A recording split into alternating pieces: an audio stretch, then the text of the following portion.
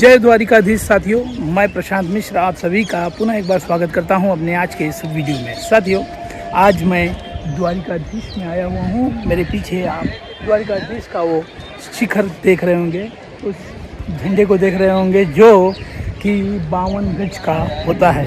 ये 52 गज का इसलिए होता है क्योंकि 52 जातियों के लोगों ने मिल करके इस मंदिर का निर्माण कराया था, तो इसीलिए ये 52 गज का झंडा उन्हीं लोगों के एकता के लिए लगाया जाता है। बाकी इस वीडियो में मैं आप लोगों को बताने वाला हूं कि अगर आप द्वारिका आते हैं तो आपको किन किन जगहों पर घूमना चाहिए। सर्वप्रथम तो आपको स्नान करके द्वारिकाधीश के दर्शन कर लेने चाहिए। ये द्वारिकाधीश की एक तरह से माना जाए तो कचहरी है। उसके बाद आपको बेट द्वारका की तरफ जाना चाहिए, जो कि इसके बाद में जो पहला जो लोकप्रिय स्थान है जहाँ आपको जाना चाहिए, दैट इज़ बेट द्वारिका। तो पहले हमने यहाँ पे दर्शन कर लिया। इस वक्त मैं ये गोमती नदी के किनारे खड़ा हूँ। यहाँ पे मैंने स्नान किया और प्रभु के दर्शन किए।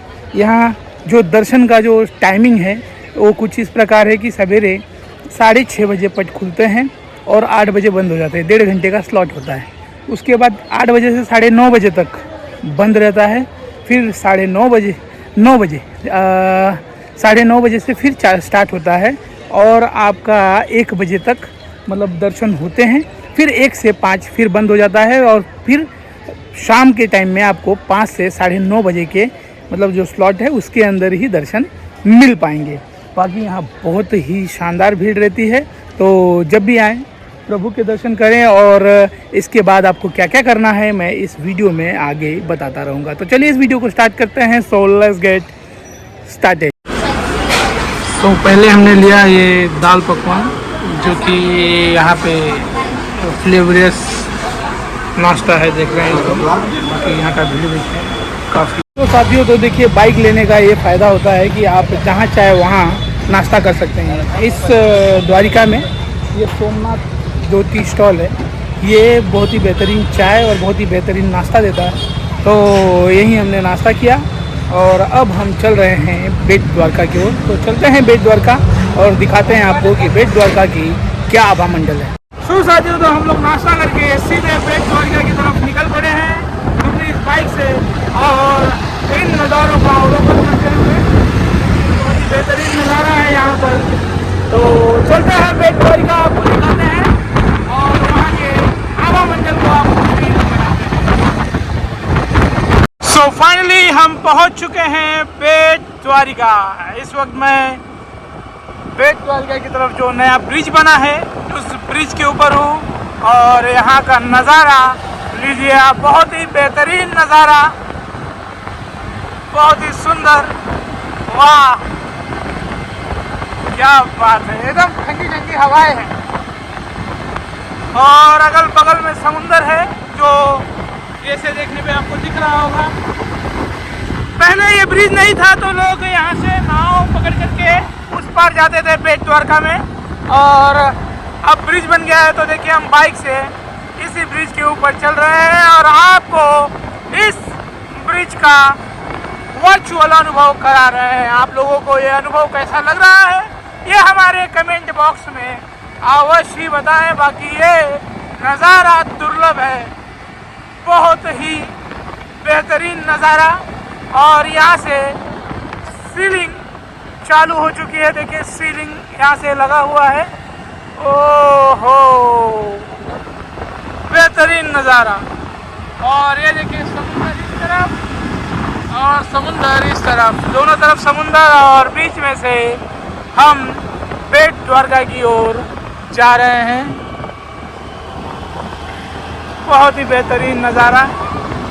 सो साथियों, तो इस वक्त मैं हूँ बेट द्वारिका में, जो कि श्री कृष्ण जी का घर हुआ करता था। आज से 5000 साल पहले श्री कृष्ण जी का ये घर माने जाने वाला बेट द्वारिका आज मैं आपको दर्शन करा रहा हूँ इस वर्चुअल माध्यम से। अगर आप लोगों को हमारी ये पेशकश पसंद आए तो लाइक कीजिएगा। बाकी अगर नए हैं, अगर आप इस चैनल पे नए हैं तो सब्सक्राइब अवश्य कर लीजिएगा। तो इस बेट द्वारिका में अगर आप आना चाहते हैं तो आपको मुख्य द्वारिका से यहाँ 36 किलोमीटर की यात्रा करके आना पड़ेगा। 36 किलोमीटर की यात्रा करके आएंगे तो अब ये ब्रिज बन चुका है, इसे सुदामा ब्रिज के नाम से जाना जाता है। पहले इस समुंदर में उस पार बोट लगती थी, उस बोट से लोग इस पार आते थे और बोट द्वारा इस पार आते थे। लेकिन जब से ये ब्रिज बन चुका है तो लोग ब्रिज से बाय व्हीकल, कोई अगर ऑटो, टैक्सी, कार, बसेस के वो सारे से आ जाते हैं। बाकी यहाँ आप आते हैं तो मंदिर के अंदर अगर आप जाते हैं तो यहाँ मुख्यतः लोग चावल चढ़ाते हैं प्रभु को। इसकी कथा है वो मैं आपको थोड़े समय बाद बताता हूँ। तो यहाँ चावल चढ़ाया जाता है। बाकी दोपहर के समय आप आएंगे तो यहाँ खाना भी मिलता है जिसमें सात्विक आहार होता है, बिना लहसुन प्याज वाला बेहतरीन खाना आपको मिलता है। अगर आप दोपहर में आते हैं तो भोजन अवश्य ही कीजिएगा। बाकी इस पुल को देखिए, बहुत ही बेहतरीन पुल है और मैं यहाँ की एक कथा आपको छोटी सी सुनाऊंगा, अगर आप लोगों को पसंद आए तो वो भी सुन लीजिए। सो साथियों, तो बेट द्वारका में भगवान श्री कृष्ण के घर के दर्शन करने के उपरांत आपको इस गोपी तालाब के दर्शन करने चाहिए। इस तालाब की पौराणिक मान्यता यह है कि गोपियों ने, जब श्री कृष्ण जी उन्हें छोड़ करके यहाँ द्वारिका आके बस गए तो गोपियाँ वहाँ इन्हें मनाने के लिए द्वारिका में आईं।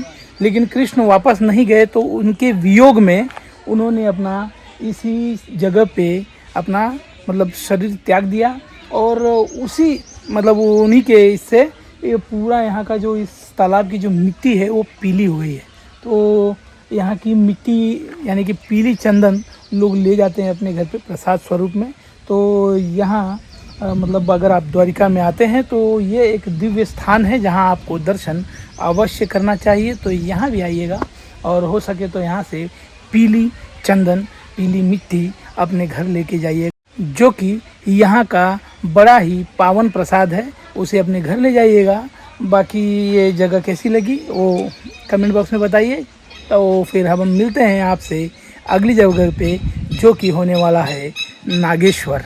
सो साथियों, तो द्वारिका घूमने अगर आ रहे हैं तो गोपी तालाब के बाद में आपको जिसका दर्शन करना चाहिए वो है ये नागेश्वर ज्योतिर्लिंग। यहाँ की ये मान्यता है कि बस इनके दर्शन मात्र से आपके अंदर की भय दूर हो जाता है।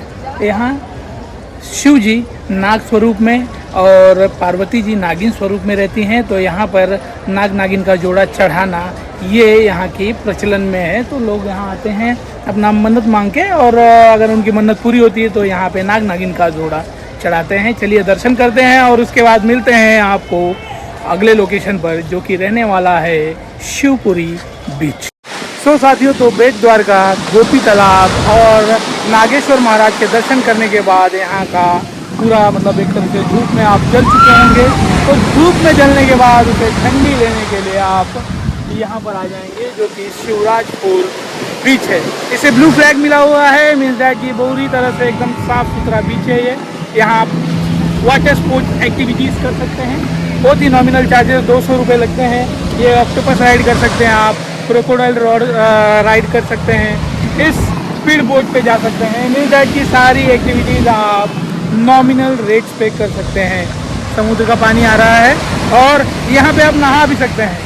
तो इतना घूमने के बाद और समुद्र देखने के बाद तो मेरे अंदर का राक्षस जाग जाता है। तो मैं पहले इसमें नहाऊंगा, उसके बाद हम चलेंगे अगले स्पॉट पे। तो पहले स्नान करते हैं और उसके बाद अगले स्पॉट पे चलते हैं। पहले अपने आप को ठंडा कर लेते हैं। तो पहले स्नान करता हूँ, उसके बाद हम चलते हैं अगले स्पॉट पे। So without wasting time, let's jump inside the sea and wave off with this hot climate.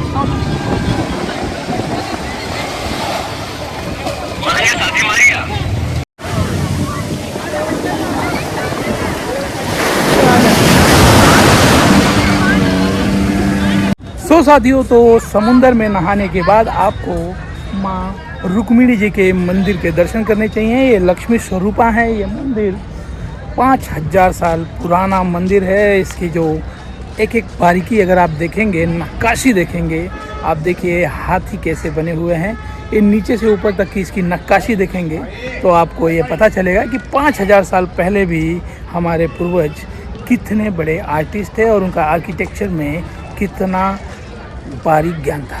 तो चलिए इस मंदिर में दर्शन कराते हैं आपको और आगे बढ़ते हैं।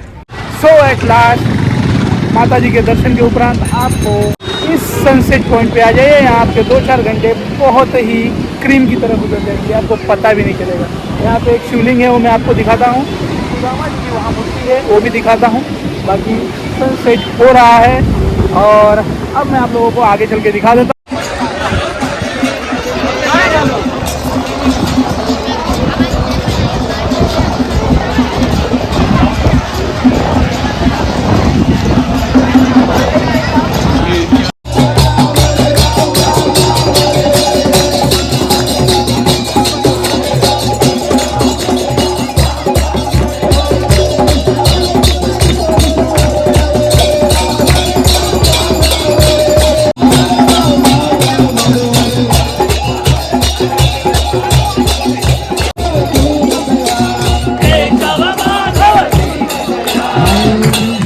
सो साथियों, तो द्वारिका टूर का इससे ज़्यादा भक्तिमय एंड और क्या हो सकता है। तो चलिए इस वीडियो को यहीं एंड करते हैं। तब तक के लिए bye, see you, take care.